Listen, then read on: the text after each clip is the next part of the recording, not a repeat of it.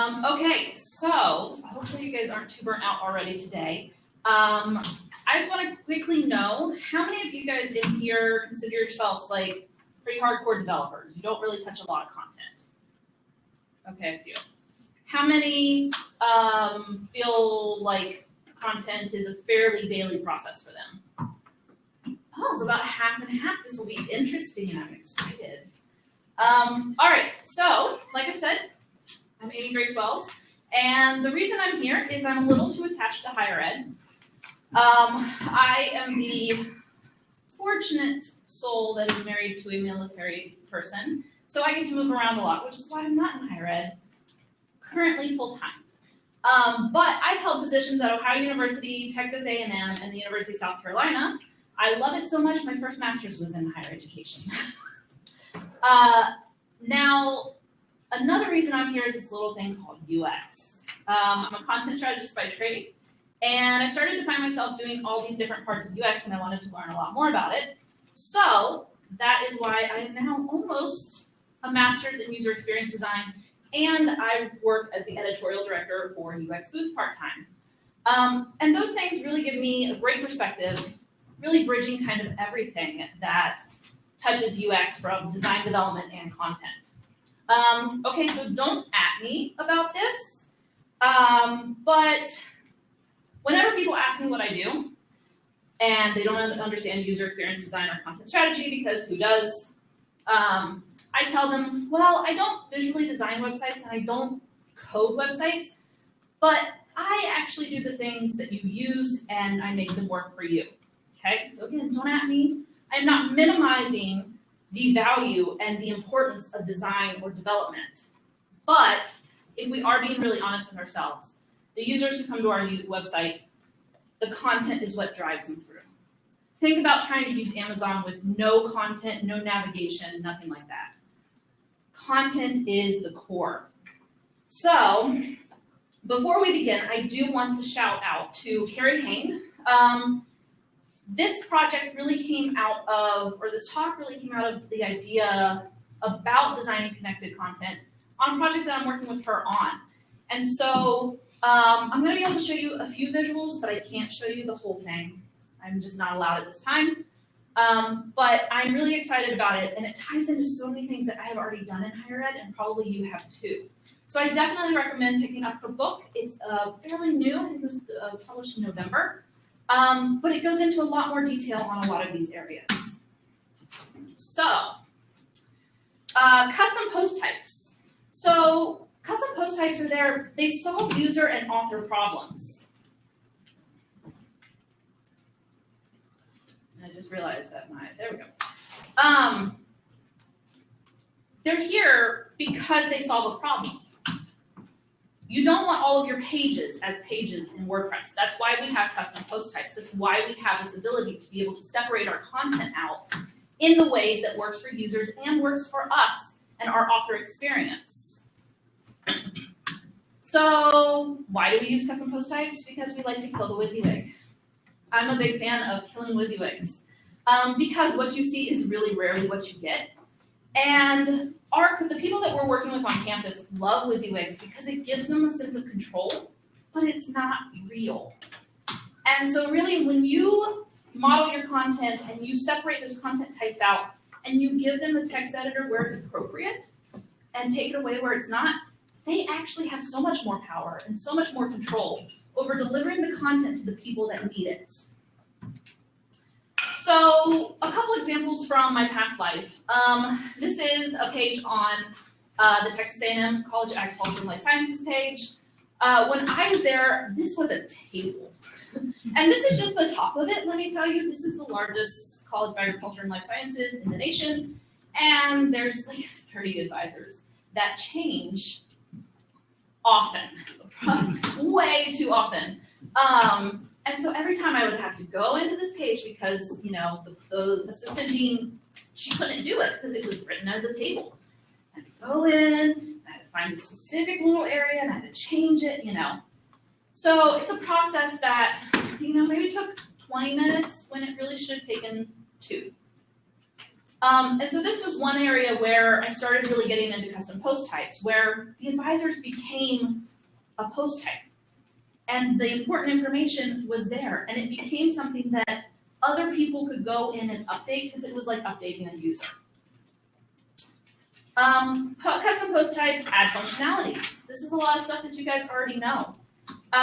So another example from Texas A&M that, and this is the current, this was in process when I was there.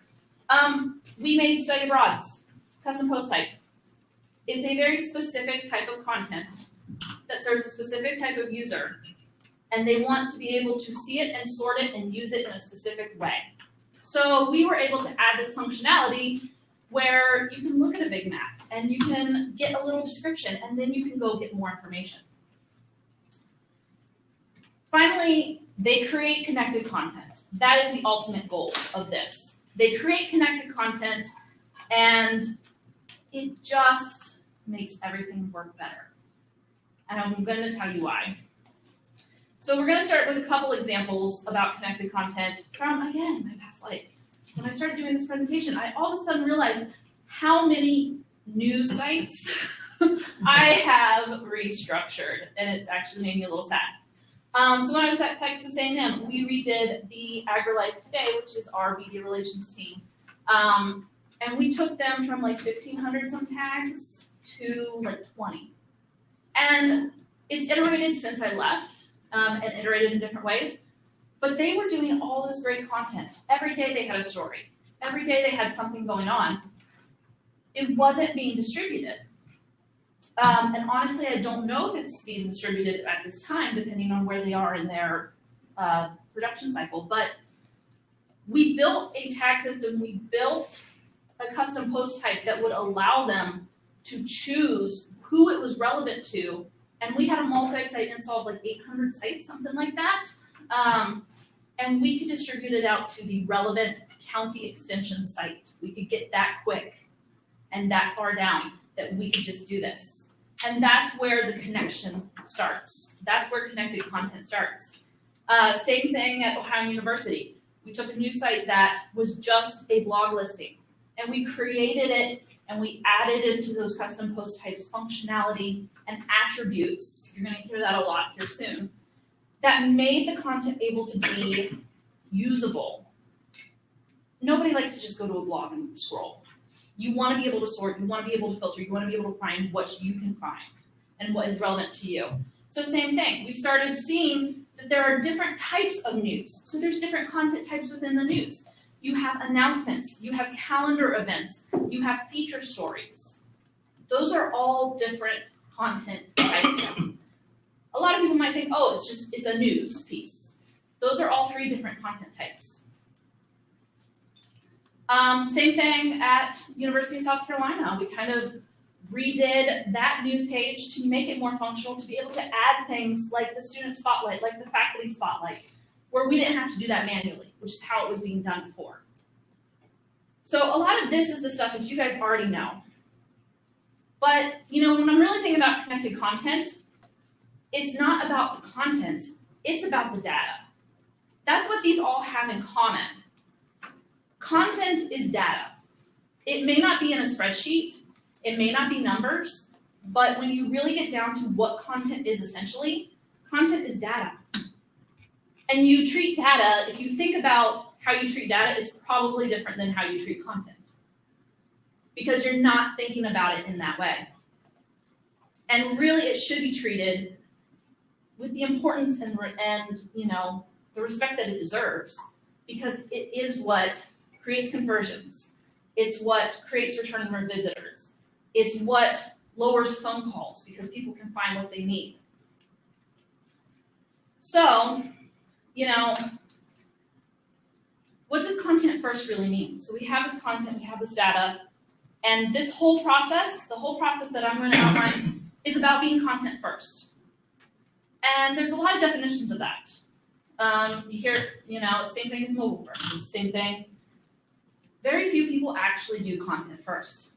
And really bluntly, content first means that you identify your content types and you build your content model on how they intersect and how they relate to each other.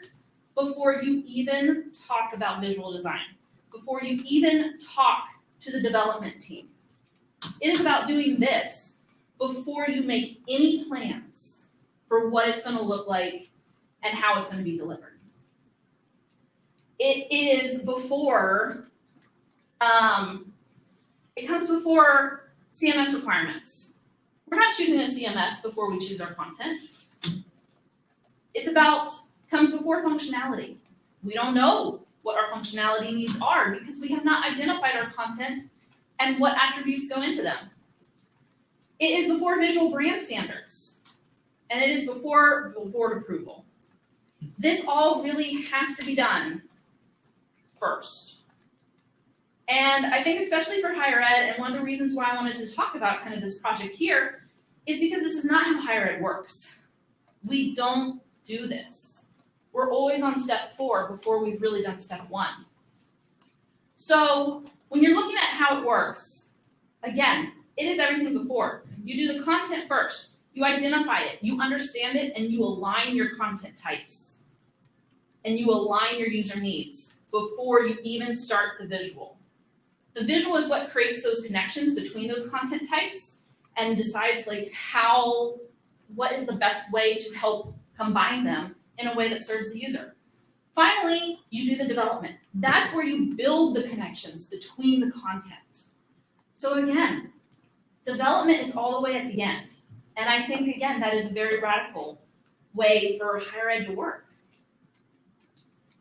So let's talk real quick about the LUMEN model. So I am going to Kent State University for my master's. This is their learning model, but it works really well. As I've been working on this project, of course, I've also been taking classes, and they blend so well into this workflow. So the LUMEN model is learn, understand, imagine, evaluate, and inform. And so essentially, it really helps designers be able to utilize and create a logical narrative that encourages them to push the research, ideation, and then the execution to its fullest potential. And with the content modeling workflow, it works very, very well. So first we will ask questions, then we will understand and map out the elements. We'll play with the connections as we start to imagine what it can be. We'll test and test again, and we'll listen to feedback. And then we'll set the plan in motion and we'll communicate it out, which is probably one of the biggest steps that often gets missed. So again, when we're looking through this, it's, we need to start with asking the right questions. We need to talk to stakeholders. We need to do content audits so that we understand what we have and how it's working. We need to do user research because we all know that many of the stakeholders we work with don't actually understand their users. And we also understand that in higher ed, everybody is the audience. And that is not true, and we all know that to be true. We're gonna map everything out, so you're gonna identify content types and taxonomies, and you're gonna assign attributes. Again, I love this. At first I was like, attributes? But now I love attributes. I'm all about attributes. We're gonna play with the connections. So once we know what our content types are, we're gonna figure out how they interact together and how they interact with our audiences.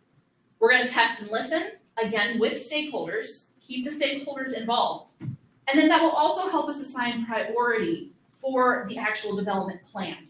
What pieces are the most important to do in phase 1? What might be able to wait until phase 3? And finally, we're gonna get going. So this is where those attributes automatically transition into CMS requirements and content spec sheets for authors. All right, so asking the questions. You gotta interview your stakeholders. Anybody who has some sort of claim to content, but you wanna make sure that you're doing it, this isn't a kickoff meeting. This is individual interviews or very small group interviews that are intimate and allow them to really share with you what they need to tell you. You need to explain to them what's happening because again, this is a very different model. So you need to explain to them that here's the ultimate goal. We're gonna start with this and then tell them what to expect. And then file the notes for reference. Make sure you save them, back them up, whatever you need to do, because you will refer to them a lot as you go through this. You also need to ask the right questions. So you need to learn about the stakeholders' goals. Every department has a different goal. You know, the internship coordinator has a different goal than the study abroad coordinator. And that's okay. And we need to know those, we need to identify them, and we need to try and serve them. We need to know what their understanding of their audience is, because again, it is probably, there are pieces of it that is correct, there are pieces of it that are not correct. We need to know how they use the website to provide their services. Is it something that they update once a month? Is it something they update once a year? How are they using it? What are they using it for? And then how the website helps them and how it doesn't. By knowing all of this information, once you get to actually identifying content types, you can actually start to see where the connections are and how you can actually make their job a lot better. So when we're interviewing users to understand the needs and priorities, because you gotta talk to people who are actually using the content. Use the current site content. So I wasn't able to pull a screenshot from a test that I did for this project, but what I actually did to do some early testing, again, no visual design, I set up a Trello board. I went to Trello, I set up a board, and I took them through kind of what would be a fairly typical journey. A fairly typical, this is their task, this is one of their top tasks, they need this. And I put different chunks of content into the different columns. And I asked them, read them, tell me your reaction to them, and then rank them for me. Tell me which pieces are most important, which pieces are missing. And so there was really, this is not a usability test. There is no visual design behind this. But it gives you an idea of what is important, what is not being served, and it helps you identify those users' top tasks. Finally, you need to audit what you have. I almost changed this to inventory, but I think you should kind of do a qualitative audit, but leave room so that you can assign those content types to them later, because what it is now is probably not what it's going to be once this is done. All right, so understand and map. You're going to map the top journeys. And this is all, again, we haven't even talked about the content types yet, but this is all stuff that needs to be done before you do this. When you're mapping the top journeys, they need to be task-based. A lot of times when we talk about user journey, it's a kind of a funnel. It's how they go through the funnel, how they find out about us, how they get to campus, how they decide on a major, how they decide to apply. This is a lot more granular than that, and a lot more kind of less formal. You really just want to look at their tasks. Maybe it is a prospective student that needs to find out information about majors. That's their task, that's it. They just want to know if you have what they're looking for. Maybe it is an alumni that's looking for an event. You know, the alumni funnel would eventually move them over into the development if we were looking at a big, like, lifetime customer journey funnel. This is really just about tasks. These are the small pieces. These are the small pieces of what they're doing on your website at one time. More than likely, an alumni is not coming to your site to, you know, browse and read 3 or 4 articles, check out the events, maybe, you know, hop over to Facebook. No, they're there. They want to get football tickets. That is their task. How do they do that? So we're looking for these very small but important top tasks. Try to do like 2 to 3 per audience. So of course, higher ed, again, we understand that we have a lot of audiences and we have to serve them all in different ways, and everybody has different priorities. Everybody wants to be on the homepage. Everybody wants to be on slideshow on the homepage, which we got rid of 5 years ago. But, you know, so this is a fairly daunting task if you're looking at it from higher ed, because you have to do a lot of little journeys. And you're looking to meet the user goals, not the business goal. So the business goal is we need to increase enrollment. We need 25% more applicants this year. That's the business goal. That is not the user goal. The user goal is, Can I apply? Is there a program? Can I apply? How do I do that? So it's very much, again, about putting the user first, which is very hard to communicate to stakeholders. All right, so now we finally get to the content types. Notice I didn't say custom post type. I said content type. So a content type needs three things. It is specific. So a news item is not a content type. What is it? Is it an announcement? Is it an alert? Is it an event? Is it a blog post?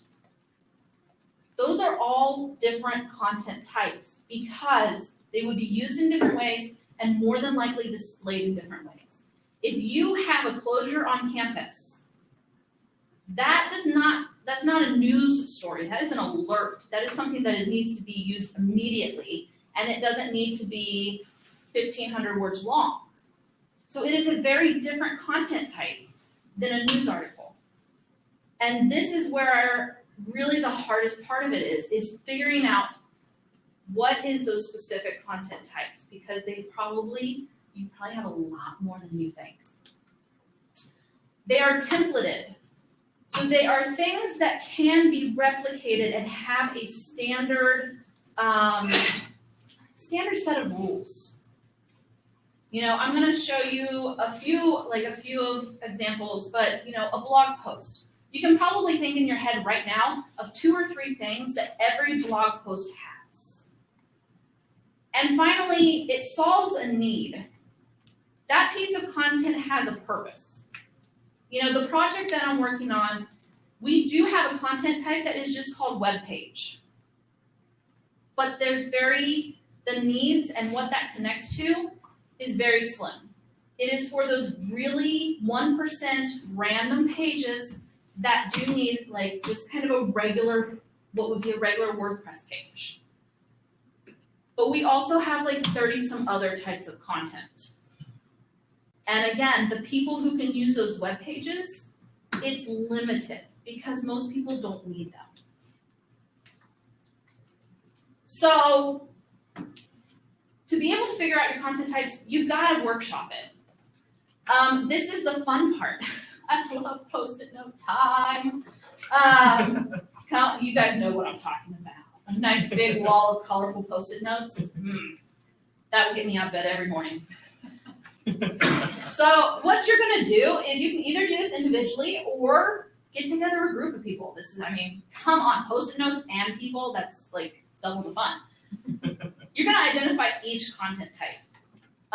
You're just going to brainstorm anything you can think of. And if somebody says, oh, hey, news, and they start to write it on there, you go, whoa, whoa, whoa. What type of news are we talking about? Is it really news? Even events? Is there only one type of event? Or are there different types of events depending on what audience you are? Are public events different from student organization events? There could be the potential that those need to be created separately because of how they're connected to other things and where they will be displayed. It may be that they're not, but if you're not sure, this is the time to be prolific. This is the time, don't be reserved. Use as many Post-its as you can and question each Post-it. Question each type that you write down. What would be included in this? And if you start to see oh, I'm listing 4 things, you probably have more content types. So each one of these Post-its goes on a wall. Each one gets a Post-it. No Post-it gets 2. Everybody has a Post-it. You're going to discuss this. You're going to play with it. You're going to move it around. This is something you should engage in. You should look at it. Group them kind of, well, I think these are kind of similar. Oh, maybe these are similar. Oh, but these are really important for prospective students, or these are really important for faculty. Move them around. Play with it. Look at it from different angles, because that's really going to help start to identify. You might have a post type that you may say, well, this is one content type. But when you use it for faculty, it's completely different than when you use it for alumni. And if that's the case, and if they would have different attributes, if there are different things that need to go into that content type, that's 2 content types. It's not 1. And I'm sure the developers in this group are going, oh my God, you're telling me to like build out like 60 content posts, custom post types. You're probably not gonna have 60, but you are probably gonna have a lot. And I understand, and I get it. But there are a lot of benefits to this, you know. So once you have everything, stand back, observe, and repeat any of these steps as you need to. All right. Let's see. I'm on this one. Okay, there we go. Next, you're going to define and assign. So every content type gets a 1-sentence definition. It needs to be specific. You need to know what this is and exactly how it works. So for example, an event, the definition for a public event could be specific programming for community members that may be a single date or reoccurring and is open to everyone. That is a public event. If you have, if you have some sort of membership, member events might be different because they're not open to everybody. And so they require something extra. Private events, you may have private events that go on a very specific area of your website that are only for invitation only. That's going to have very specific needs that other ones don't. So really don't worry if it seems like a lot now, because more than likely what you will do is actually combine some back down. But right now you just need to define each one. And then again, you can start to see the overlap. You need to identify the attributes for each. So when I say attributes, eventually those are going to turn into basically the CMS requirements, the form fields of your custom post type. But for now, they're just attributes. So we talked about a blog. What does a blog have? A blog has a headline. A blog has an author. A blog has a date. A blog may have a summary. A blog has the content. It may have an image gallery, or it may have a video, or it may have a single image, and that image needs a caption and a photo credit. So this is getting really down into the minutia. This is getting really specific about what are all the pieces of this page. A blog post may talk about a specific major, and that's now a relation, because that's a different content type. Your major may be a different content type, but your blog can connect to it. Your blog can relate to events. Your blog can relate to development campaigns or specific funds. So this is where the connection really starts. This is where you start to see which pieces are connected to which. And it's thinking about, okay, I have the post-it note for blog. Which ones of these could touch a blog? All right, I have a majors page. Is course a different content type? Maybe. That relates to major. I have a faculty bio, and that faculty bio relates to lectures, to an event. Okay, well, these post-it notes now line up. And so you start to see the relation, and you also start to realize how much redundant content you are dealing with. How much work you're doing that you really don't need to do. And so when we look at like attributes, this is what we're looking at. We're looking at just, this is really simple, right? It's just a spreadsheet. It's just saying what the content type is, what the definition of that is, and what is required.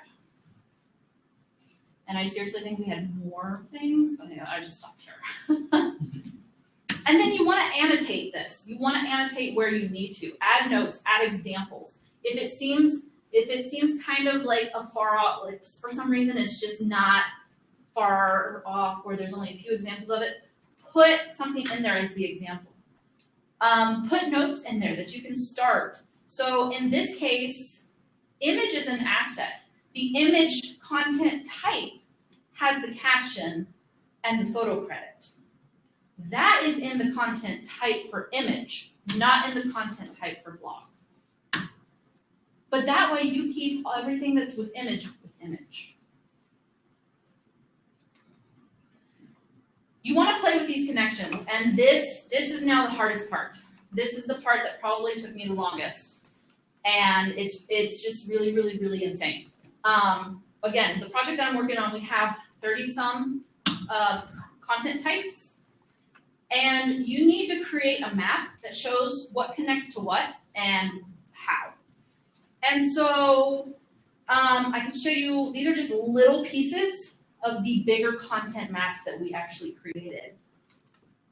Here's just a very, very little piece of a content map that showed how our content types related to each other. So in this example, a campaign includes a donation. A donation doesn't go to a campaign because not all donations require a campaign. The campaign leads to the donation. A donation may fund a project, which is different from a campaign. A campaign has a different goal. It has a different purpose. Whereas a project is something that is completely different. You may communicate about a project. It may be part of your campaign, but it isn't actually a campaign. A donation has a giving type. So there are different giving types. We have annual donors. We have major donors. We have, maybe season memberships. There's different pieces. There's different types of these things. And this is where you start to understand, oh, that may be a taxonomy. Is this a content type or is this a taxonomy? This one is the really fun one because this is like maybe a fourth of it. So because this project has so many different content types, we actually created 2 content models, 2 content essentially maps.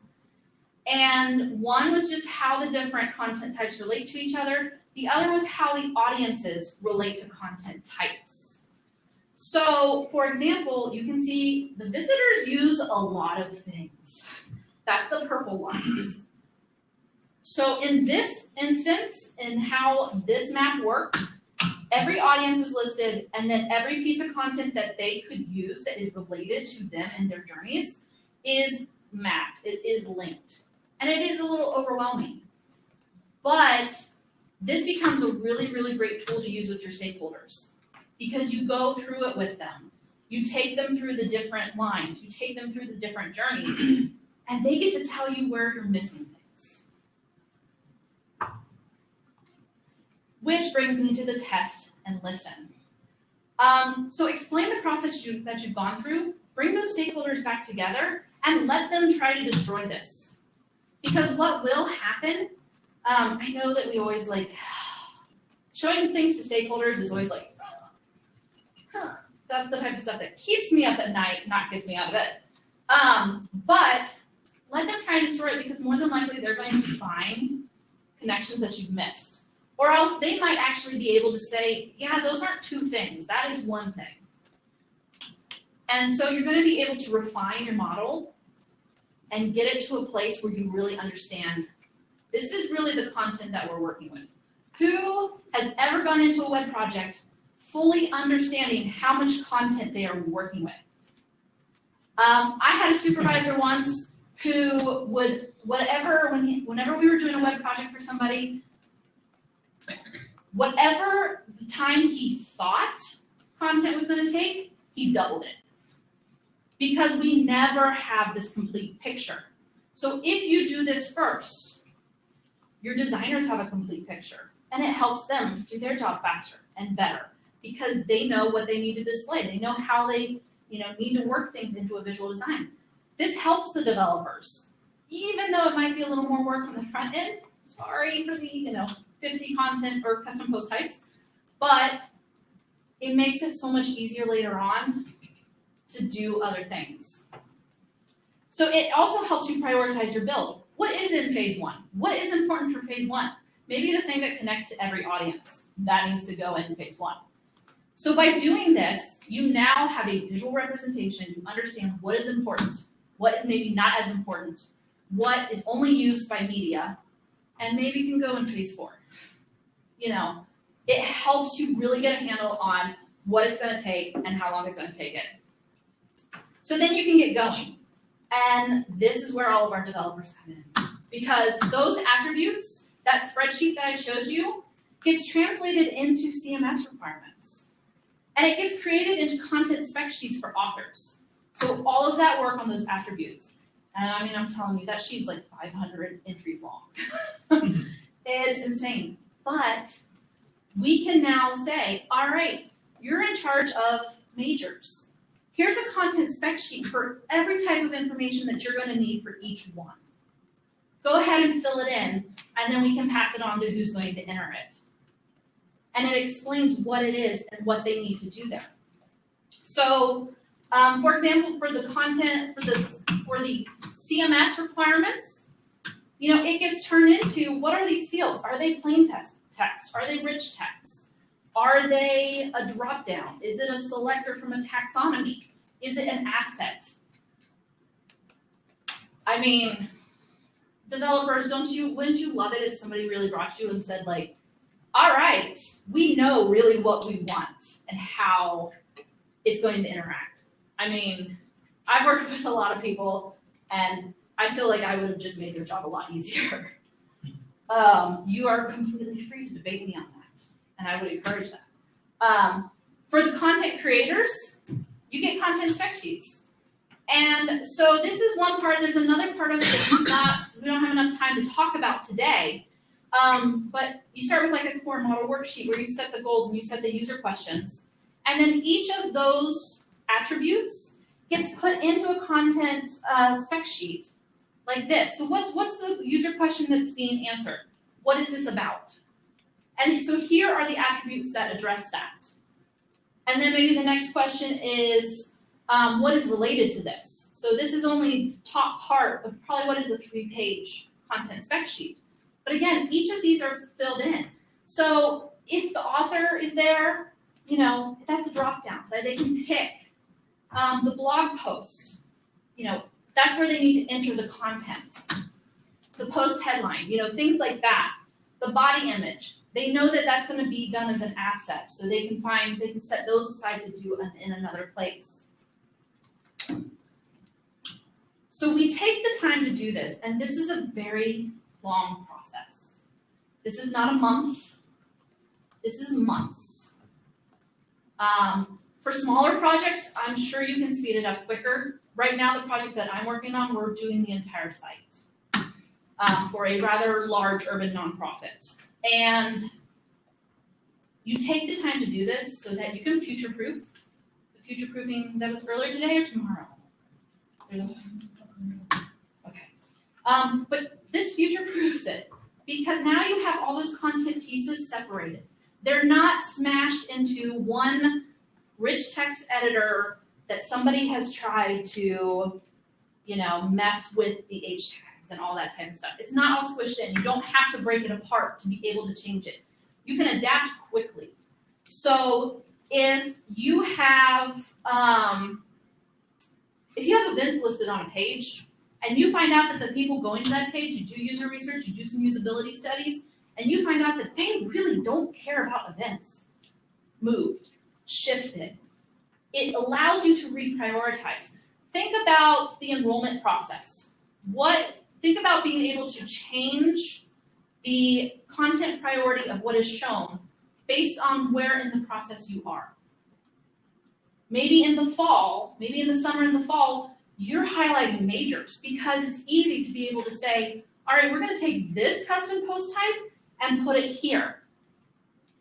But then later in the year, it's about housing. It's about understanding housing, about how to sign up for orientation. Well, guess what? That's another custom post type. That's another content type. You can move that up to the top now. So it allows you to adapt quickly without having to go in and do this manually. And none of us like to do this manually. I can say that. Nobody can fight me on that. Don't have me. You can revise quickly. Again, like I said, maybe you do some usability testing and things just aren't working.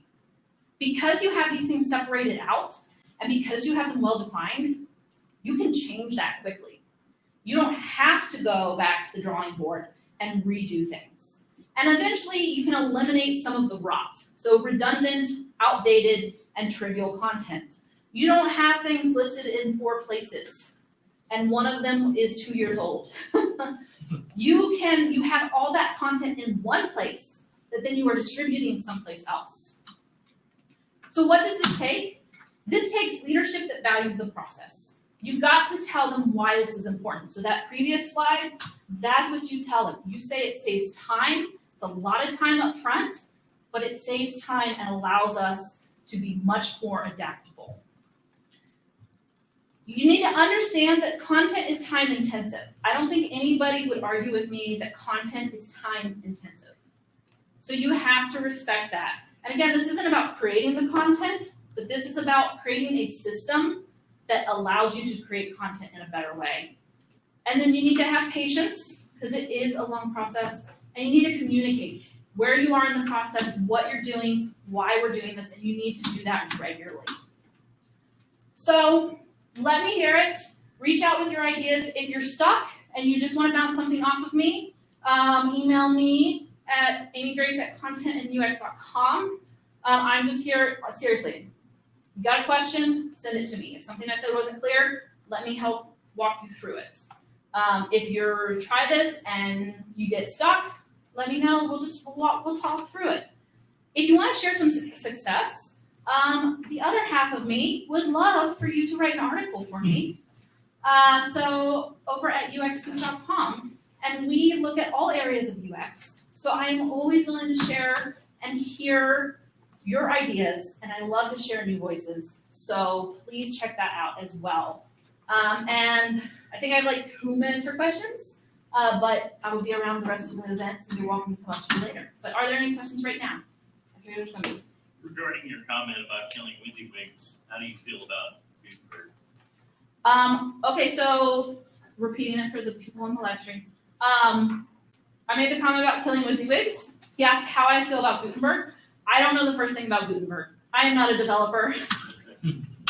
So I'm just gonna be flat out honest with that. I don't know the first thing about it, but it sounds like something that would be an awesome UX Booth article. Yeah. So this is kind of 2 parts. When you were talking about the post-it note process of trying to identify your types, and you were talking about breaking them down into, is this really the smallest type that we're talking about here? How do you know when you've gone atomic enough? How do you know when you've got a nice atomic type and you haven't gone down further to, whatever parts of it, that you're suddenly talking about something that's really a property of something else. And then the second part of that is, how do you differentiate between a type and a taxonomy? This is a type, this actually is not a type, this is more of a relationship taxonomy. Okay, so the first part of that question is, how do you know when you've gotten down to the root type? And how do you know if you've gone too far? It's gonna, as you start to talk about things, as you start to put out attributes, you are probably going to see either there are not enough, there's only like 1 or 2 attributes for this. That may say you've gone too far. That may say that that's actually part of a bigger thing, if there's only like very few attributes. You may know that you have duplicates if you're starting to see the same attributes.